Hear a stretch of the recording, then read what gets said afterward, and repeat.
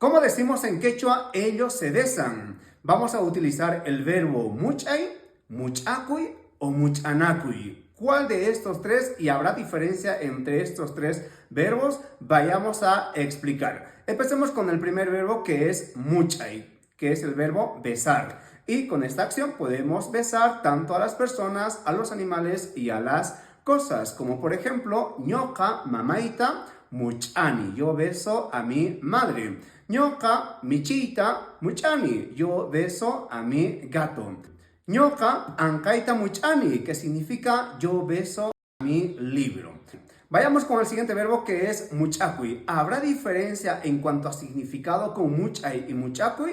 Pues sí, en quechua hay bastante diferencia. Bueno, básicamente muchacuy es también besar, sin embargo, este sufijo cu hace que la acción sea tan intenso, que lo haces con toda devoción, que lo haces con todo cariño, con todo el amor que tienes a la otra persona. Entonces es muy diferente al decir ñoqa mamaita muchani, que simplemente sería yo beso a mi madre, pero otra cosa decir es ñoqa mamaita muchakuni, ¿no? Que sería con todo el amor que le tengo a mi madre y que le doy muchos besos. Eso es lo que significa este muchacuy.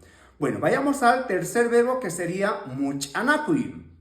Bien, vayamos con el último verbo que es muchanacuy. En este verbo tenemos el sufijo na que hace que sea recíproco. Es decir, que yo hago una acción y la otra persona recíprocamente hace la misma acción. De esta manera, muchanacuy necesitamos a dos personas o más para que hagan la misma acción. Pero concretamente en muchanacuy van a ser dos personas, ¿no? Es decir, que yo beso y recíprocamente pues la otra persona también hace esa misma acción. Es por esa razón que simplemente se puede conjugar en plural.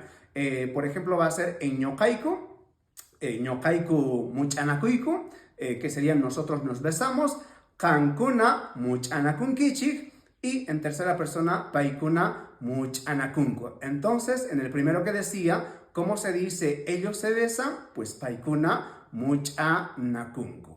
Unanchakunchu, tapuykuna kastinqa chay comentarios nisqapi qillqarimuychik aswan haqaypi kutichimusqaykichik.